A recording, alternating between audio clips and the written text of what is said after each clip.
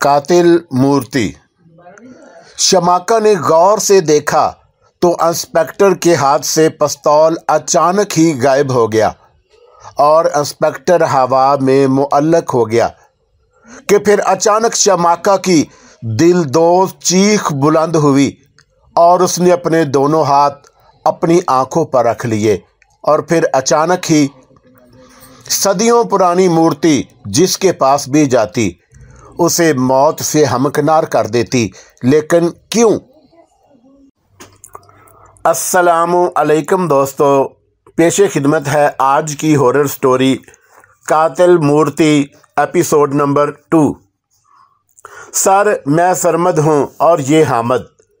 उनमें से एक ने पहले अपना तारुफ कराया और फिर दूसरे की तरफ इशारा किया। मुझसे क्या काम है आप दोनों को? प्रोफेसर ने पूछा। सर, हम इस गांव के रहने वाले हैं और काम धंधे के लिए यहाँ आए हैं, सरमद ने कहा। क्या काम जानते हो तुम दोनों?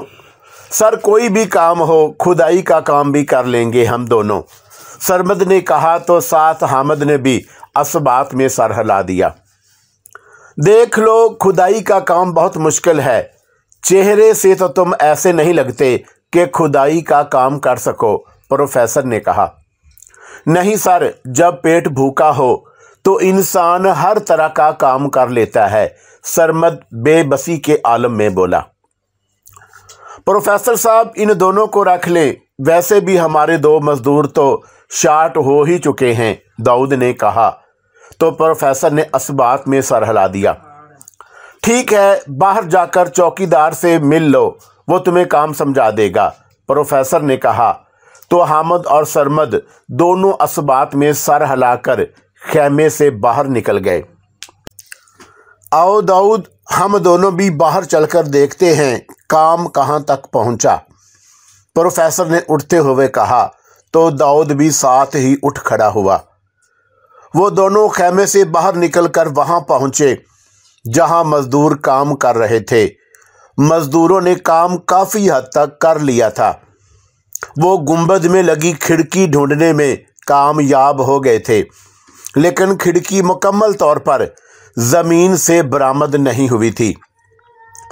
शाम तक खिड़की इतनी तो बरामद हो चुकी थी कि एक आदमी आसानी से वहाँ से गुज़र सके। हामिद और सरमद भी वहाँ मज़दूरों के पास पहुँच चुके थे। लगता है दाऊद, कल हम इस गुंबद की खिड़की के ज़रिए इस महल में पहुँच सकते हैं, प्रोफेसर ने दाऊद की तरफ देखा। जी सर, कल पता चलेगा इस गुंबद के नीचे महल में क्या है, जवाबन दाऊद मुस्कुराया। हामिद, इस गुंबद के ज़रिए हम अंदर दाखिल हो सकते हैं, सरमद ने कहा। हाँ, अब तो इस गुंबद की खिड़की में इतनी जगह तो बन ही गई है कि एक आदमी आसानी से उसके अंदर जा सके। लेकिन सरमद, मैंने झांक कर तो देखा था, उसमें काफ़ी गहराई है, यानी में उसमें उतरने के लिए किसी चीज़ की ज़रूरत तो पड़ेगी। अगर छलांग लगाई तो शायद हमारी हड्डियों का सुरमा बन जाए, हामिद ने कहा। ये काम हम रस्सी से लेंगे और इस रस्सी उस गड़े के पास मौजूद दरख्त से बांध देंगे और एक टार्च तो हमें प्रोफेसर ने दे रखी है, सरमद ने कहा। तो फिर देर किस बात की, अभी निकलते हैं। सब अपने अपने खैमों में सो चुके हैं और यहाँ के चौकीदार तो कुर्सियों पर बैठे ऊँग रहे होंगे, हामिद ने मुस्कुराते हुए कहा तो सरमद बेइख्तियार हंस पड़ा। बस थोड़ी देर और मुकम्मल तसल्ली के बाद हम बाहर निकलेंगे, सरमद ने कहा। वैसे सरमद, फ़र्ज़ करो अगर हमें नीचे से कुछ नहीं मिलता तो क्या हम यहाँ ठहरेंगे, हामिद ने पूछा। नहीं, 1-2 दिन ठहरेंगे और फिर चले जाएंगे, सरमद ने कहा। तकरीबन आधे घंटे बाद वो दोनों खेमे से बाहर निकले। सरमद के कंधे पर रस्सी मौजूद थी। हामिद और सरमद के खेमे के पास ही वो गड़ा था जहाँ से वो गुंबद बरामद हुआ था।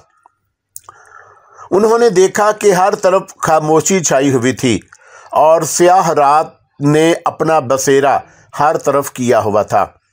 एक तरफ चौकीदार बैठे कुर्सियों पर ऊँघ रहे थे। हर तरफ मुकम्मल खामोशी छाई हुई थी और उस गड्ढे के करीब पहुँचे। चल हामिद, रस्सी उस दरख्त से बांध दे, सरमद ने कहा तो हामिद ने इस बात में सर हिलाया।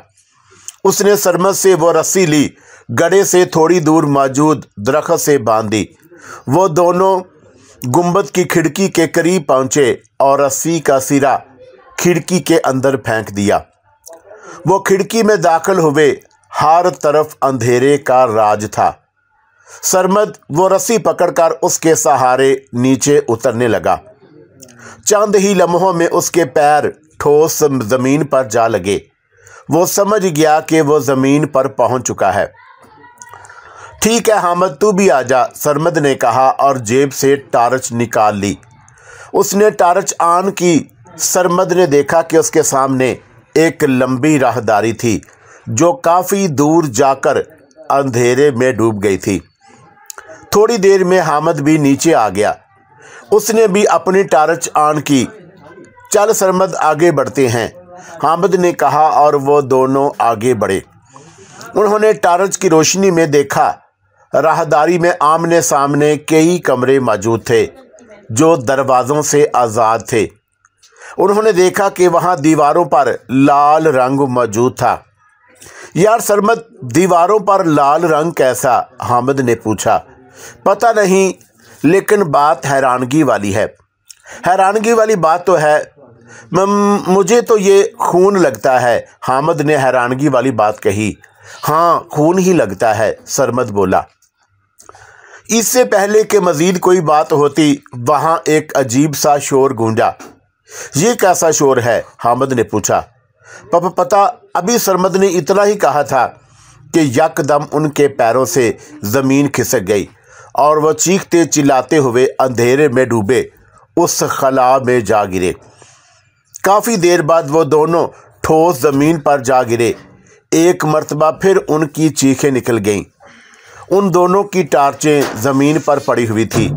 ये क्या, हम कहाँ आकर गिरे सरमद? हामिद कराहते हुए बोला। मुझे क्या मालूम, सरमद गुस्से से बोला। वो उठकर बैठा तो एक मर्तबा फिर चीख उसके मुंह से खारिज हुई थी। हामिद भी कराहता हुआ चीखता हुआ उठकर बैठ गया। सरमद ने ज़मीन पर पड़ी टार्च उठाई जो बिल्कुल उसके पास ही गिरी हुई थी। सरमद ने टार्च का रुख ऊपर की तरफ किया। दूसरा लम्हा हैरान कुन था। ऊपर खिलाफ़े तवक्का छत मौजूद थी। कहीं भी ऐसा खला या सुराख मौजूद नहीं था जिससे वो नीचे आ गिरे थे। अरे ये क्या? हैरत के बायस सरमद के मुंह से निकला। क्या हुआ? हामिद ने परेशान निगाहों से सरमद की तरफ देखा। ऊपर देख, वहाँ तो ऐसा कोई रास्ता ही नहीं है जिससे हम यहाँ आकर गिरे हैं, सरमद ने कहा। क्या? हामिद एक मर्तबा फिर जैसे चिल्लाया। ये क्या? लगता है कि यहाँ से हमारी लाशें ही मिलेंगी प्रोफेसर को, हामिद भर्राई हुई आवाज़ में बोला। अचानक सरमद को एक ज़ोरदार झटका लगा। हामिद, सरमद हैरानगी से हामिद के बेजान जिस्म को देखते हुए बोला। ये कैसे हो गया? सरमद रोते हुए बोला। अचानक ज़मीन पर पड़ी दोनों टार्चें ऑफ हो गईं।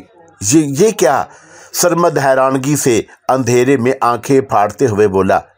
उसी वक़्त सरमद के मुंह से फलक शगाफ चीख बरामद हुई। कोई तेज़ नोकीली चीज़ उसके पेट में आ लगी थी। दूसरे दिन सुबह के वक़्त ये बात फैल गई कि सरमद और हामिद अपने खेमे से गायब हैं। दाऊद ने प्रोफेसर से बोला। प्रोफेसर साहब, हामिद और सरमद दोनों अपनों खेमों से गायब हैं, यहीं कहीं होंगे, प्रोफेसर लापरवाही से बोला। प्रोफेसर साहब, मैंने तमाम मज़दूरों से पूछ लिया है मगर वो कहीं भी नहीं हैं। हाँ, अलबत्ता उनका सामान ज़रूर खेमे में पड़ा हुआ है, दाऊद ने कहा। हो सकता है काम से तंग आकर भाग गए हों। मुझे तो पहले ही से नकम्मे लगते थे, प्रोफेसर ने कहा। लेकिन प्रोफेसर साहब, वो कम से कम अपना सामान तो लेकर जाते। वो दोनों थे भी यूनिफॉर्म में, दाऊद ने कहा। उन दोनों के खेमे से टार्चें और सिर्फ रस्सी गायब है। प्रोफेसर ने हैरानगी से दाऊद की तरफ देखा। टार्चें और रस्सी भी गायब है। ये तो बड़ी अजीब बात बताई तुमने दाऊद। प्रोफेसर दाऊद की तरफ मतवज्जा हुआ। चौकीदार से पूछा तुमने? पूछा था, लेकिन उसने उन दोनों को नहीं देखा, दाऊद ने बताया। प्रोफेसर बोला, मेहनत तलब काम देकर भाग गए होंगे और जब किसी तरफ से कुछ भी नहीं मिलेगा तो वापस आ जाएंगे। तुम उन दोनों नकम्मों के लिए परेशान ना हो। छोड़े प्रोफेसर साहब, हमें उससे क्या। आइए अब हम गुंबद के ज़रिए उतरकर नीचे देखते हैं कि उसके अंदर क्या है, दाऊद ने कहा। तो प्रोफेसर असबात में सर हिलाकर कुर्सी से उठ खड़ा हुआ। वो दोनों खैमे से बाहर निकले और गड्ढे में मौजूद गुंबद के करीब आए और वो दोनों गड्ढे में उतरे। दाऊद ने रस्सी की सीढ़ी उस गुंबद के ज़रिए नीचे लटका दी। सबसे पहले प्रोफेसर नीचे उतरा, उसके पीछे दाऊद और फिर चौकीदार। सूरज की रोशनी की किरणें अंदर तो आ रही थी, मगर वो ना होने के मतरादफ थी। प्रोफेसर और दाऊद ने अपनी अपनी टार्च ऑन की और आगे बढ़े।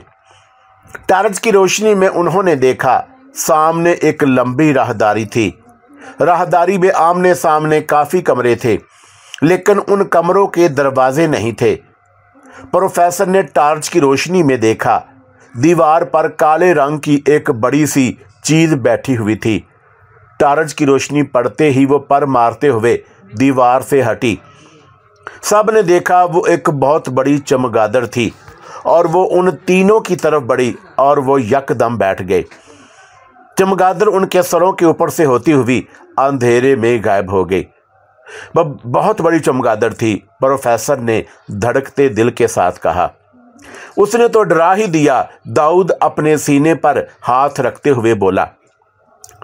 वो आगे बढ़े और बाएं तरफ के एक कमरे में दाखिल हो गए।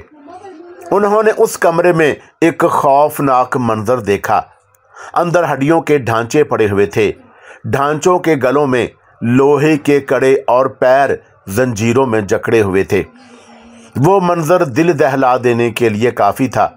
प्रोफेसर साहब, ये तो बहुत खौफनाक मंजर है, दाऊद ने माथे पर आए पसीने को साफ करते हुए कहा। ये तो किसी जालिम का ही काम हो सकता है। लगता है कि वो उन लोगों को जंजीरों से बांध कर रखता था। बाहर दीवारों पर जो हम लाल रंग समझ रहे थे वो यकीनन खून होगा। प्रोफेसर ने अंदाज़ों की कहानी सुनाई और फिर वो उस कमरे से बाहर आए और बाकी कमरों को देखने लगे। वहाँ पुराने ज़माने का टूटा फूटा फर्नीचर पड़ा था। दाऊद, लगता है कि यहाँ कुछ है नीचे। प्रोफेसर ने कमरे के फर्श पर पांव मारते हुए कहा।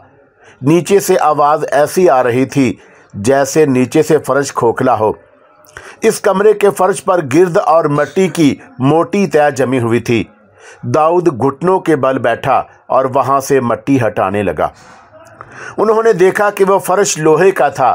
दाऊद ने उस जगह 2-3 मुक्के मारे। सर नीचे ज़रूर तय खाना है और ये उसका दरवाज़ा है, दाऊद पुरशकीन लहजे में बोला। दिलावर खान, तुम 2-3 मज़दूरों को नीचे लेकर आओ ताकि हम आसानी से इस तय खाने का दरवाज़ा ऊपर उठा सकें।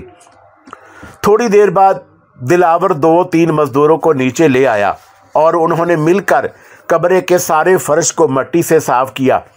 अब वाकई कमरे के फर्श में लोहे का एक दरवाज़ा नज़र आ रहा था जो ऊपर की जानब खुलता था। थोड़ी सी मेहनत के बाद वो दरवाज़ा खुल गया तो उन्होंने देखा कि नीचे अंधेरे में जाती सीढ़ियाँ थीं।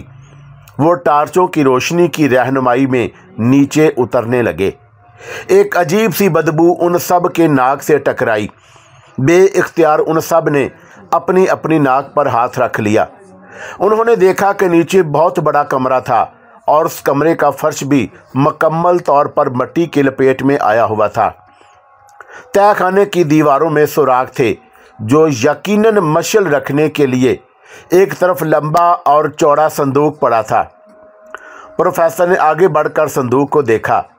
संदूक ताले की कैद से आज़ाद था। प्रोफेसर ने उस संदूक का ढकना खोला तो तहखाने में मौजूद सब की आंखें चमकने लगीं। दिल ज़ोर ज़ोर से धड़कने लगा। वह संदूक हीरे जवाहरात से भरा हुआ था। ये क्या? दाऊद हकलाया। प्रोफेसर के चेहरे पर खुशी ने डेरा जमा लिया था। ये तो लॉटरी लग गई दाऊद, सरकार हमें माला माल कर देगी, प्रोफेसर खुश होते हुए बोला। प्रोफेसर साहब, ये काम तो सब कामों से बेहतर रहा। दाऊद के लहजे में भी जोश और खुशी के मिले जुले तासुरात थे। उस संदूक को बाहर निकलवाने का बंदोबस्त करो और फिर हम बाकी महल को चेक करेंगे। प्रोफेसर ने दाऊद को ताकीद की तो उसने असबात में सर हिला दिया। बाकी महल में से भी उन्हें बहुत कीमती सामान मिला। एक कमरे में एक ताबूत मिला। जब उसे खोला गया तो पट्टियों में लिपटी एक लंबे कद की लाश थी। उसके अलावा एक चौकोर छोटी सी डब्बी भी मिली। वो डब्बी प्रोफेसर ने अपने कोट के दाईं जेब में डाल ली। दाऊद, इन सब चीज़ों को एहतियात से बाहर निकलवाना है, प्रोफेसर ने कहा तो दाऊद ने असबात में सर हिला दिया। सारा सामान निकालते निकालते शाम हो गई। तमाम सामान एक बड़े खैमे में रखा गया। वो ताबूत भी निकाल लिया गया था जिसमें वो लाश थी। प्रोफेसर साहब, हमें पुलिस की मदद की ले लेनी चाहिए, वरना अगर किसी को भिनक भी पड़ गई कि हमें यहाँ से खजाना मिला है तो ऊधम ना मच जाए, दाऊद ने कहा। बात तो तुम्हारी ठीक है। तुम ऐसा करो कि गांव के थाने में जाओ और वहाँ के इंचार्ज से मेरी बात कराओ, प्रोफेसर ने कहा तो दाऊद असबात में सर हिलाकर खैमे से बाहर निकल गया। वो एक आदमी को लेकर गांव के थाने की तरफ चल दिया। गांव के थानेदार ने ताउन किया और 3-4 कांस्टेबल सिक्योरिटी के लिए भेज दिए जो उस खैमे की निगरानी पर मामूर हो गए। प्रोफेसर अब्बास और दाऊद खैमे में आकर बैठ गए। मुबारक हो सर, हम इस महम में कामयाब हो गए, दाऊद ने प्रोफेसर की तरफ देखते हुए कहा।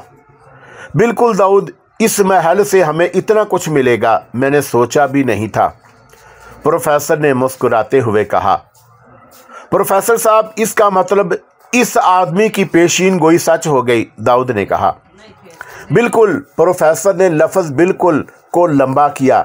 लेकिन दाऊद, हैरानगी वाली बात है, उस आदमी को कैसे पता चला कि यहाँ से इतना कुछ मिलेगा, प्रोफेसर ने कहा। ये तो वो बेहतर जानता है, दाऊद ने कंधे उचकाते हुए कहा।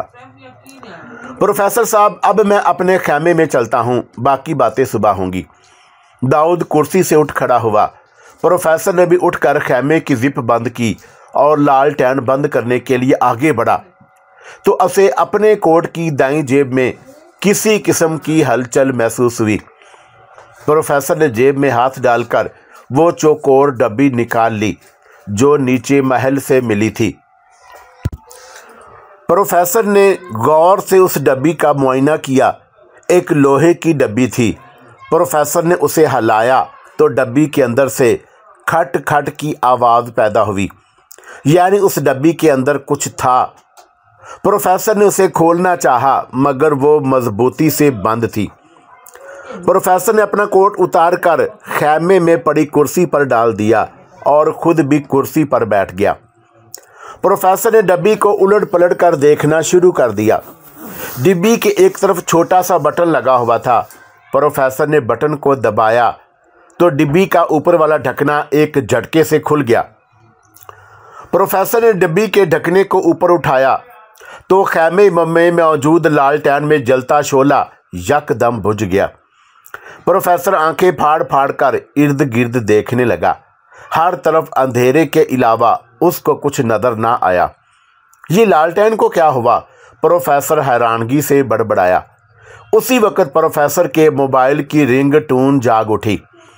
प्रोफेसर चौंका और फिर उसने पैंट की जेब से अपना मोबाइल निकाला और यस का बटन प्रेस करके मोबाइल कान से लगाया।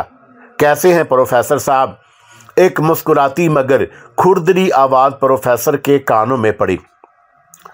मेरे हाल को छोड़ो, ये बताओ मुझे फ़ोन क्यों किया? प्रोफेसर संजीदा लहजे में बोला। फ़ोन? हंसी उसकी आवाज़ आई और प्रोफेसर साहब, आप बखूबी जानते हैं मैंने आपको फ़ोन क्यों किया है। नहीं, मैं नहीं जानता। वहाँ से मुझे तो ऐसी कोई अनोखी चीज़ नहीं मिली जिसके लिए तुमने मुझसे ये सारा काम करवाया है। ہاں البتہ خزانہ ضرور ملا ہے، لیکن وہ تو سارے کا سارا خزانہ سرکاری مال میں جائے گا۔ پروفیسر نے کہا۔ ایک منٹ ٹھہرو۔ پروفیسر نے وہ ڈبی میز پر رکھی اور موبائل کی روشنی میں میز پر سے ماچس ڈھونڈنے لگا۔ پروفیسر نے ماچس اٹھائی اور تیلی کی آگ لالٹین کی بتی کو دکھائی۔ لالٹین روشن ہو گئی۔ ہاں اب بولو، پروفیسر نے دوبارہ موبائل کان سے لگاتے ہوئے کہا۔ پروفیسر صاحب، کس بے وقوف کو خزانے سے دلچسپی ہے؟ دوسری طرف سے کہا گیا۔ تو پھر؟ پروفیسر نے بظاہر پوچھا۔ کچھ اور بھی ملا ہوگا وہاں، دوسری طرف سے بھی کہا گیا۔ ہاں، ایک چوکور ڈبی اور تابوت میں بند لاش ملی ہے جو پٹیوں میں لپٹی ہوئی تھی، پروفیسر نے بتایا۔ میری دلچسپی تو وہ چوکور ڈبی ہے، دوسری طرف سے کہا گیا۔ تو پروفیسر نے حیرانگی سے میز پر پڑی اس ڈبی کو گھورا جو کھل تو گئی تھی، مگر ابھی تک پروفیسر نے یہ نہیں دیکھا تھا کہ اس ڈبی میں ہے کیا۔ اس ڈبی میں ایسا کیا ہے جس کے لیے تم نے ہم سے یہ کام کروایا؟ پروفیسر اضطراری لہجے میں بولا۔ کچھ خاص نہیں، بس ایک بیکار سی چیز ہے جو آپ کے کام کی نہیں۔ لیکن پروفیسر صاحب، آپ اس ڈبی کو کھولیے گا مت، ورنہ آپ کسی مصیبت میں بھی پھنس سکتے ہیں، دوسری طرف سے بتاتے ہوئے تاکید کی گئی۔ ویسے پروفیسر صاحب، میری کہی ہوئی سچ بات ہو گئی نا، آپ کو خزانہ مل گیا ہے، اور وہ بھی اتنا کہ سرکار خوش ہو کر آپ کو مالا مال کر دے گی۔ آپ کے سابقہ سب کاموں سے یہ کام سب سے بہترین ثابت ہوا۔ اب آپ اسے اجازت چاہوں گا، آپ میری امانت کو سنبھال کر رکھیے گا، میں صبح آپ سے کسی نہ کسی طرح وہ ڈبی حاصل کر لوں گا۔ دوسری طرف سے رابطہ منتقل کر دیا گیا۔ پروفیسر نے موبائل کان سے ہٹایا اور میز پر رکھ دیا۔ آخر اس ڈبی میں ہے کیا؟ پروفیسر بڑبڑایا۔ پروفیسر پہلے تو کئی منٹ میز پر پڑی اس ڈبی کو گھورتا رہا، اور پھر اس نے وہ ڈبی اٹھائی اور اس کا ڈھکنا کھولا۔ پروفیسر نے دیکھا کہ ڈبی میں ایک چھوٹی سی لوہے کی سلور رنگ کی مورتی تھی۔ مورتی کی آنکھوں کی جگہ 2 خوبصورت قیمتی موتی لگے تھے جو لال رنگ کے تھے۔ ان موتیوں میں عجیب سی چمک تھی۔ اس مورتی کا پیٹ بھی کافی موٹا تھا۔ اس مورتی میں آخر ایسی کیا بات ہے؟ پروفیسر مورتی کو الٹ پلٹ کر دیکھتے ہوئے بولا۔ اسی وقت پروفیسر کو ایسا محسوس ہوا جیسے اس کے گلے میں خراشیں پیدا ہونا شروع ہو گئی ہوں۔ پروفیسر نے کھانسنا شروع کر دیا۔ پروفیسر نے منہ پر ہاتھ رکھا، لیکن اس کے کھانسنے میں مزید اضافہ ہو گیا۔ پروفیسر کو تکلیف کا احساس ہونے لگا۔ ایسا محسوس ہوا جیسے اس کا سانس رک جائے گا۔ پروفیسر نے منہ پر سے ہاتھ ہٹایا تو دیکھا کہ اس کے ہاتھ کی ہتھیلی خون سے بھری ہوئی تھی۔ پروفیسر کو اب ایسا محسوس ہو رہا تھا جیسے اس کے دل میں سوئیاں سی چبھ رہی ہوں۔ وہ کھانستا ہوا کرسی سے نیچے جا گرا اور اس کے منہ سے تیزی سے خون بہنے لگا۔ وہ چیخنا چاہتا تھا مگر اس کے منہ سے کچھ نہ نکلا۔ اچانک پروفیسر کو اپنی جان نکلتی ہوئی محسوس ہوئی۔ وہ تڑپنے لگا۔ پھر یکدم اس کا جسم ساکت ہو گیا۔ اس کی آنکھیں خوف کے باعث کھلی ہوئی تھی۔ پروفیسر کے ہاتھ میں وہ ڈبی موجود تھی، لیکن وہ مورتی ڈبی میں سے نکل کر پاس ہی پڑی تھی۔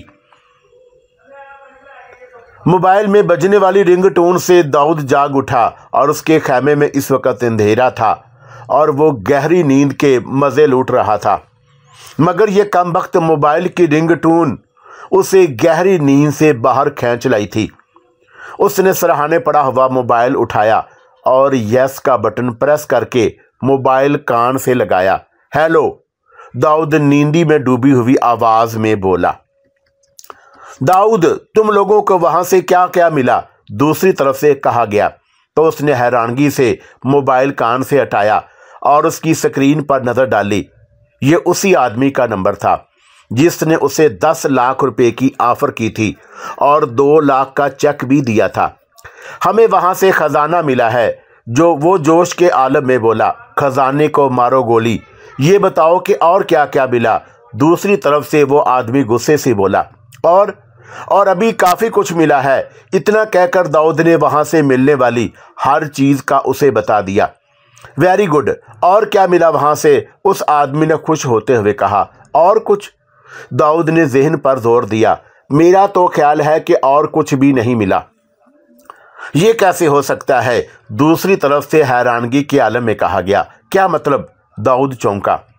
وہاں سے کچھ اور بھی ملا ہوگا، دوسری طرف سے پختہ لہجے میں کہا گیا۔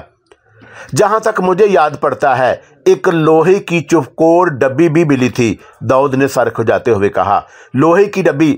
ہاں بالکل وہی تو ہے، دوسری طرف سے چہکتے ہوئے کہا گیا۔ وہ معمولی سی لوہے کی ڈبی؟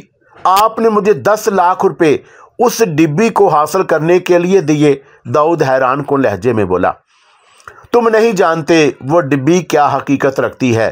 تم جلدی سے وہ ڈبی پروفیسر سے حاصل کرو، ایسا نہ ہو کہ کوئی دوسرا آدمی وہ ڈبی حاصل کر لے۔ سستی مت دکھاؤ اور وہ ڈبی حاصل کرو، دوسری طرف سے تیز لہجے میں کہا گیا۔ وہ ڈبی حاصل کر کے دوبارہ مجھ سے اسی نمبر پر رابطہ کرو۔